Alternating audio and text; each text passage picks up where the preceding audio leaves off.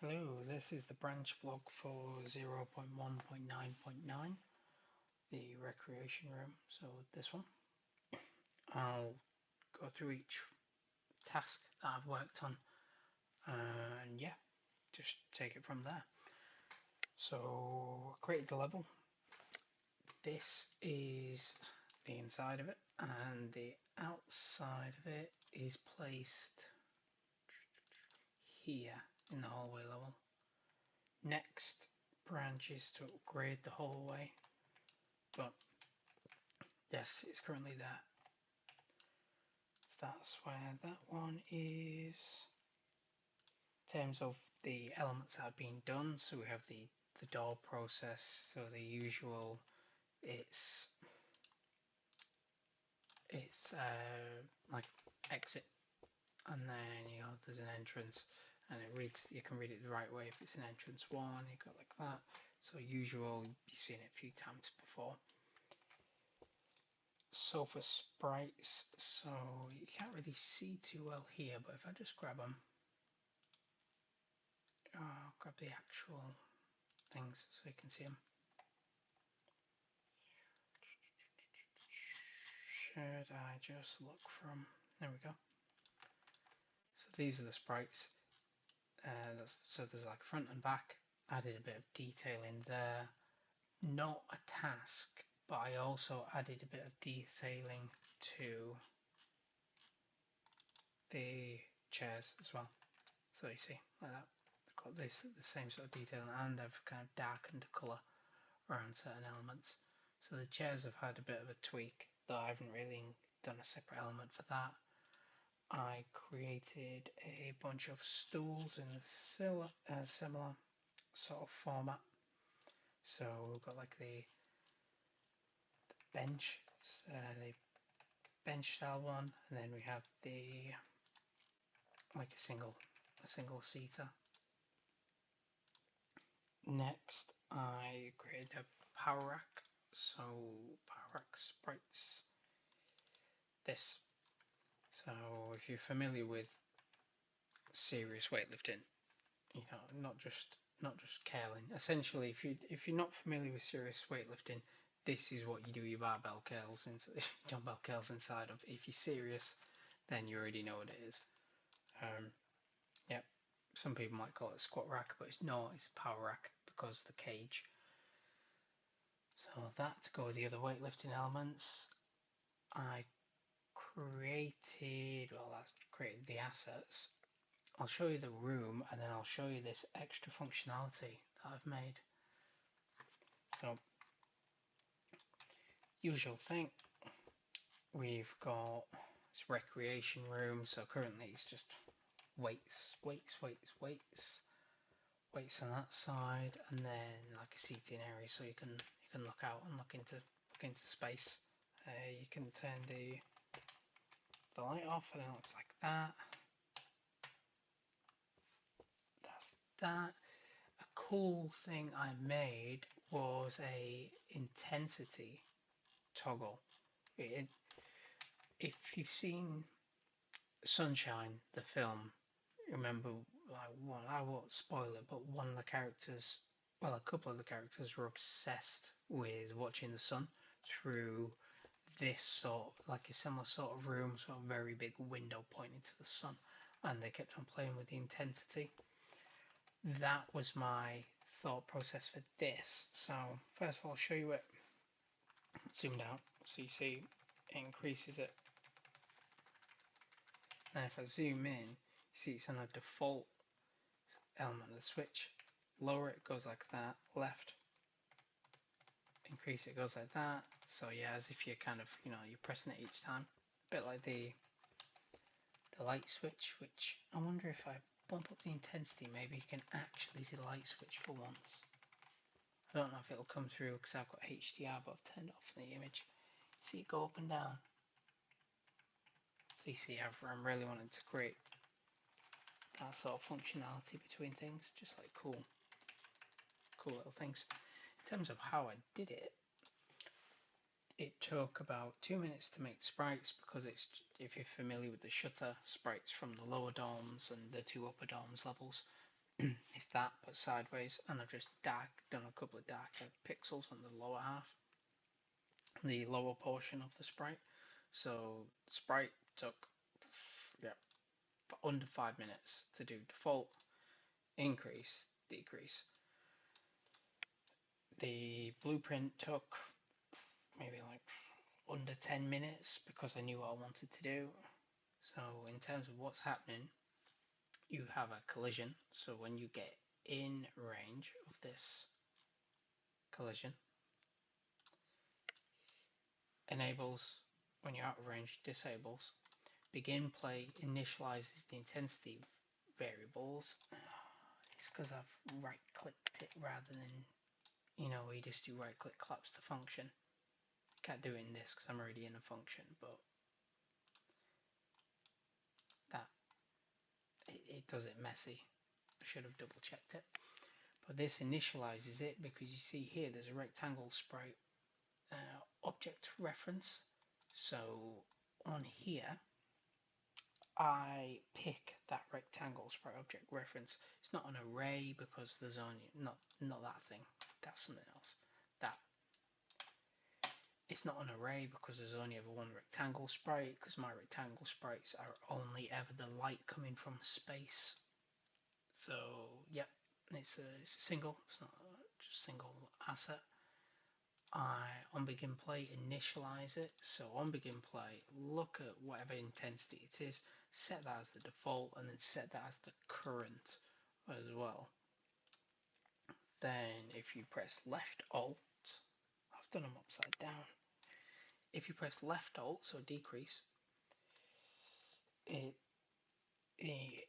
current intensity gets increased by 5 each time. No, sorry. Right is increase. It's because I did it and then I made it back to front and then I rewired it.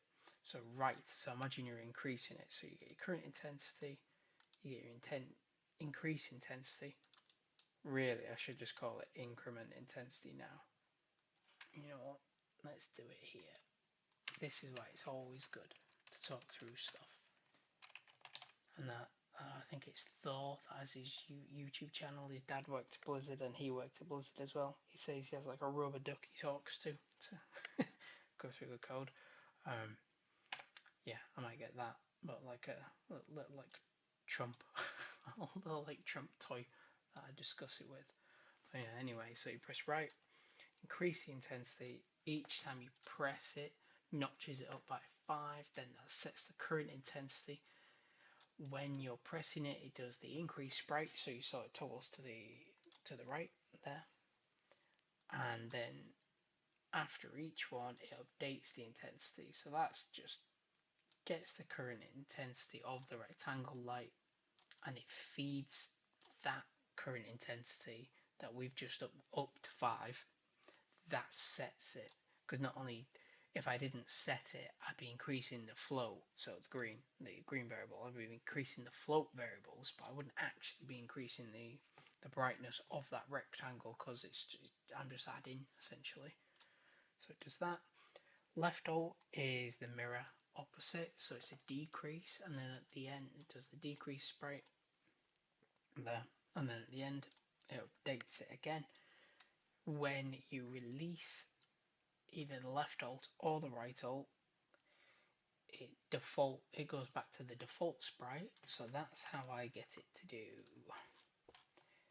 A bit like it's on like a spring, if you had like a real switch. So you go like that, like that. That's how it just makes it look cool. And that's it. Honestly, under 15 minutes from idea to it's in the level, it's wired up, it's done. These, I didn't actually, I made them instance editable, which has got me thinking, like, I've done it, but if I wanted to have like an intensity on the right, like a mirror, I could just make it not instance editable and then they'd share it. Should we do it on the fly? Let's see if I break everything and ruin it. Alright, we don't want these instance editable because we're only ever going to have one intensity switch, aren't we? Because we're only ever going to have one space. So there we go. Go like that. The reason why you can increase the intensity is because it's almost like the ship's glass is like decreasing it. It's like modularizing it. Going forward, when I add in the AI element, I want you to be able to, I don't know about talking to it, but at least have some sort of thing on like here, somewhere on the hood, and then you can click into it and you can type, and it'll tell you whether it can do it.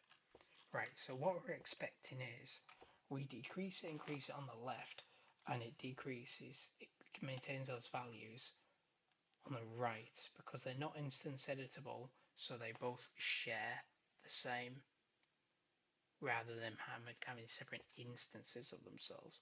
So let's think. Let's go like that. Actually, let's go like that. So if we go up one, it'll be obvious. If we go down one, it'll be obvious. Right. So let's see.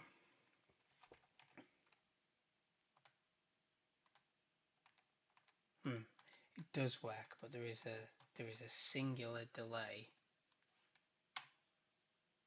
when you first press it, and that is because I initialize it on begin play. Interesting. I would have thought there wouldn't have been a delay. Let's give it one more check. I'll keep it in anyway, and I could just do it as a bug to fix. It'd be cool to solve. So down. So if I press any button, we're expecting a change. If it doesn't change, it's on the bug list. It worked. It worked first time. It's not a bug list. It's actually being done on the fly. And yep, that's it. Cool if you want to, maybe turn the light off, but you want to expose it. There we go. Oh, look at that. Imagine how furious you'd be if you're in the middle of weightlifting and some dude just ramps it up to this intensity. Your eyeballs would fall out. But good times, fun stuff. And that is Recreation Room. Enjoyed it. Enjoyed making it really. Straightforward now. I'm very comfortable with what I'm doing. So yeah, it's just a case of working through it. Hallway level version 2. So we've already discussed that. The right side of the hallway will get the same amount of love as the left side of the hallway. I will leave it at that, so it'll have the asset changes. I'll make it look really good, and the stairs, the banisters, but the barriers, all that sort of stuff. Really make it look good. In terms of rearranging it to make it fit the game map, that is a later branch. So this one, I put it down as June, but you know what? It's not actually June. It's actually May. You see it's May there on the top. I just managed to do it earlier than I thought. So we'll do this one. Camera projection, and I like to give a breakdown on the last few branches. I've given a breakdown how long I think. So this was pretty quick. Hallway 2, maybe 28. Camera projection to the next one, 29. Quick. It's a really quick one. I just wanted to make it as a separate branch because it's quite a critical game change. Rearrange, that's definitely going to be June. So I'm thinking these two will probably get done in May still. That's definitely June. That is definitely June. And I will add in extra. After I've done hallway, I'll have a think of what I want to do next. So much to do. So much awesome stuff to do. But yeah, thank you for your time. and I'll keep at it.